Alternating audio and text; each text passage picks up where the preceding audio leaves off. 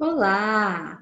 Hoje nós vamos falar de um conteúdo maravilhoso que está todo dia na nossa vida, que está todo dia no nosso dia a dia, que são os verbos. Verbos são ações, verbos indicam estado, verbo indica fenômeno da natureza.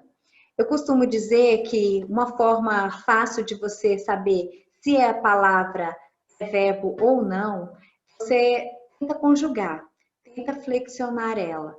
Por exemplo, correr. Eu corro, tu corres, ele corre. Deu para flexionar? É verbo. Copo. Eu copo, tu copo, ele copo. Não deu para flexionar? Não é verbo. Então, verbo é aquilo que dá para flexionar e é tudo que indica ação, tá? Como estamos dizendo aqui, são palavras que indicam as ações praticadas pelo sujeito. Chamam-se verbos. São as ações praticadas pelos sujeitos, palavras que indicam as ações praticadas pelo sujeito chamam-se verbos. Então, alguém tem que praticar essa ação. Esse sujeito, às vezes, pode ser a natureza, né? Nem sempre vai estar ligado a pessoas. Por exemplo, voar, correr, dançar, brincar, são verbos, porque são ações. Ele pode indicar o fenômeno da natureza, por exemplo, choveu forte ontem, nevou no Rio Grande do Sul. São ações da natureza, nevar, chover, ventar, não está ligado a pessoas, mas indicam ações. E essas ações são verbos. Pode indicar o estado, que é o modo, a maneira como a pessoa se encontra. Por exemplo, ela está desanimada hoje. É o modo que ela está, a maneira que ela se encontra. E com isso é um verbo indicando um estado. E, como nós já dissemos, a ação do sujeito, a ação das pessoas, as suas ações. Maria andou de bicicleta. Diogo joga com a bola. Então, o verbo andar e o verbo jogar, eles indicam ações. Por isso, eles são verbos. Outra parte importante ali dos verbos são as locuções verbais. Ó, quando dois ou mais verbos se unem para indicar uma ação, estado, fenômeno da natureza, chama-se locução verbal. Quando eu tenho mais de um verbo para indicar uma ação, nós chamamos de locução verbal. Ó, pode ocorrer algo inesperado durante a festa. Marta veio correndo para jantar. Deve chover neste fim de semana. Geralmente o segundo verbo vai estar no infinitivo ou vai estar no gerúndio ou está no particípio, que são formas verbais que nós vamos ver mais à frente. Deve chover nesse fim de semana. Ó, o verbo deve, né, do dever, e chover, que é um verbo que indica a ação. Tá ok? Os verbos, eles têm três conjugações, três terminações. Todos eles têm essas três terminações. Eles podem terminar em ar, exemplo, ar é jogar, saltar, cantar. A segunda conjugação, que é terminações em er, beber, ler. E o por, que é um caso especial, que ele vem do verbo poer, do latim. Por isso, ele, devido à variação da língua, de muitos anos mudando esse verbo, e como ele vem do verbo poer, ele entra na segunda conjugação, porque a sua origem é da segunda conjugação, poer. Então, o verbo por, ele entra na segunda conjugação. A terceira conjugação são as terminações em ir, partir, pedir, cumprir, tudo que terminar em ir, terceira conjugação. Então, as conjugações verbais, quando ele está na forma infinitiva, é terminação em ar, primeira conjugação, er, segunda conjugação, e ir, a terceira conjugação. Aqui nós temos um pouco separado, ó, né, como um pouco de cada uma das conjugações. Ó, jogar, dançar e cantar são as terminações ar. Aqui nós temos as terminações er, comer, correr, escrever.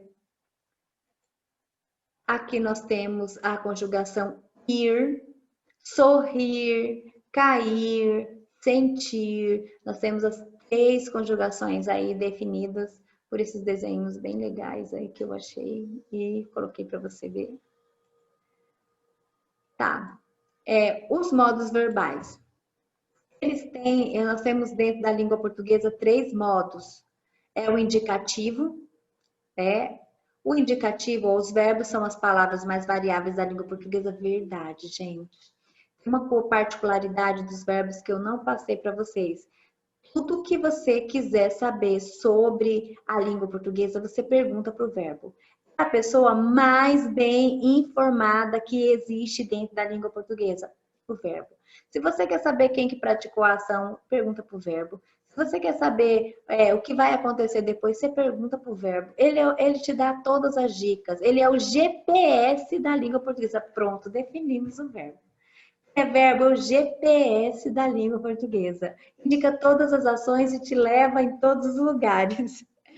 E dentro desse GPS, né, dessa pessoa bem informada da língua portuguesa, nós temos 3 grandes modos que regem assim todo essa forma verbal.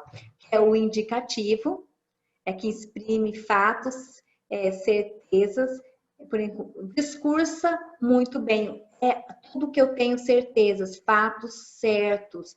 Eu falo que faz parte do modo indicativo. É o que nós mais utilizamos no nosso dia a dia.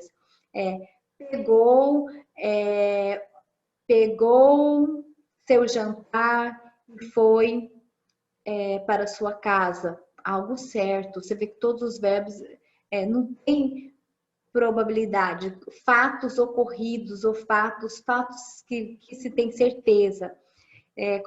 Nós colocamos como indicativo. O subjuntivo exprime desejo, possibilidades, dúvida.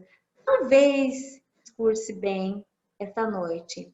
Se ele dissesse que estava com dúvidas, eu explicaria novamente.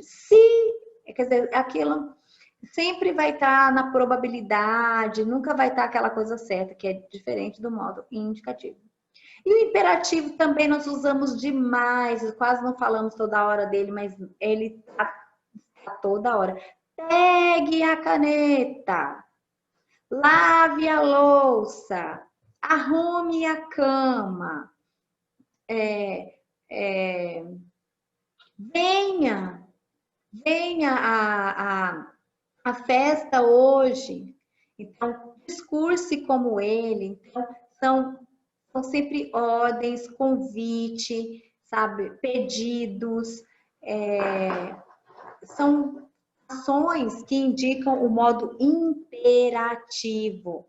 Então, nós temos aí 3 grandes verbos, grandes situações que regem a nossa língua portuguesa, que é o indicativo, que é o fato certo, o subjuntivo, que é possibilidade, dúvidas, eu acho, eu quero, desejo, e o imperativo, que são ordens, pedidos, convites, tá? Que não coloquei aí no slide, mas o convite também está dentro do modo imperativo.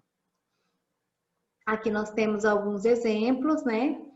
De como os tempos se regem, se organizam dentro dessa língua.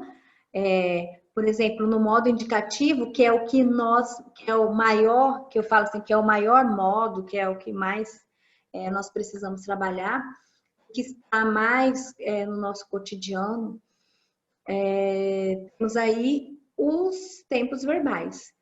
Então, presente, pretérito perfeito, pretérito imperfeito, pretérito mais que perfeito, futuro do presente e futuro do pretérito. Por exemplo, um exemplo de certeza no presente, ele consegue. Um exemplo de certeza no pretérito, gente, pretérito é passado, tá? passado perfeito, passado imperfeito e um passado mais que perfeito, ou seja, a gente tá lascado no passado, porque né, se um passado só já é difícil na nossa vida, ainda mais três passados. Passado perfeito, passado imperfeito e o passado mais que perfeito, realmente. O passado é uma coisa que a gente tem que esquecer. Mas passado perfeito, ele conseguiu. É aquilo que eu tenho certeza que aconteceu. Passado, que é o pretérito imperfeito, ele conseguia algo que aconteceu várias vezes no passado, não é uma coisa que aconteceu uma vez e acabou. É um passado que houve um determinado tempo. Conseguira também quase não usamos. Né? É quando um fato acontece antes do outro. Então, às vezes, lembrar um fato já é difícil. Imagina um que veio antes do outro. Então, ele conseguira. Então, quando um fato acontece antes do outro, nós temos o pretérito mais que perfeito, que é o mesmo que passado mais que perfeito. O futuro do presente é uma coisa certa também. Eu irei terminar essa explicação. Você entenderá tudo sobre este conteúdo. O futuro do pretérito é uma coisa que poderia acontecer, mas não dependeu de mim. Ele conseguiria, né? Quer dizer, uma possibilidade, uma coisa que poderia ter acontecido no passado, mas não aconteceu. Então, é o futuro do pretérito. Aí nós temos o subjuntivo, que é o presente, ele consiga, né? Que são as possibilidades. Pretérito imperfeito, uma coisa que também passado imperfeito. Se ele conseguisse, ou seja, uma possibilidade também. Futuro, quando ele conseguir, sempre indicando dúvida, incerteza. E o imperativo afirmativo, né? Ele tem o afirmativo e o negativo. Consiga ele, não consiga ele. Então, ele é muito, muito rápido, assim, né? Isso ou aquilo. Aqui nós temos o mesmo que eu disse, né? Que eu já até praticamente expliquei essa parte. Presente, ação que acontece no momento da fala, né? E que se escreve. O Diogo come a torrada. Pretérito perfeito, uma ação que aconteceu e terminou no passado, uma vez só, também já expliquei no slide anterior. A Joana comeu uma maçã. Só reforçando aí, pretérito imperfeito, a ação parece não ter terminado, ação inacabada no passado, ou seja, aquele passado não acabado, uma coisa que aconteceu várias vezes no passado. O João jogava com rapidez, ou seja, ele não jogou uma vez só, ele jogou várias vezes no passado. Futuro, ação que ainda não aconteceu, a Sara escreverá uma história, uma coisa que eu tenho certeza que vai acontecer e é o futuro certo. Pessoa, números e pessoa. Vamos falar sobre primeiro pessoa. O verbo varia conforme as pessoas gramaticais. As pessoas gramaticais são 3, variando cada uma delas em números singular e plural. Eu, tu, ele, ela, no do singular, primeira, segunda, eu, primeira do singular, tu, segunda do singular, ele, ela, terceira do singular. Nós, vós, eles, elas. Nós, primeira do plural, vós, segunda do plural, eles e elas, terceira do plural. Que são as flexões e são as pessoas que o verbo varia e se flexiona. Voltando naquilo que eu já disse, você pode tentar conjugar qualquer palavra que ela se encaixar nessa declinação de eu, tu, ele, nós, vós, elas, é verbo. Voltando ao exemplo, cantar. Eu canto, tu cantas, ele canta. Nós cantamos, vós cantais e eles ou elas cantam. Viu como eu consigo encaixar o verbo cantar? Garrafa. Garrafa, tu garrafa, ele garrafa, ela garrafa. Não encaixa. São palavras que não encaixam. Só para você tirar essa dúvida se é verbo ou não, fica essa dica aí para você. Tenta conjugar. Na maioria das vezes, tudo se resolve. Você consegue ter digamos 99% de certeza que aquela palavra se trata de um verbo. O número é o singular e o plural. O singular é apenas uma coisa ou uma pessoa, né? E o plural refere-se a mais do que uma coisa ou pessoa, né?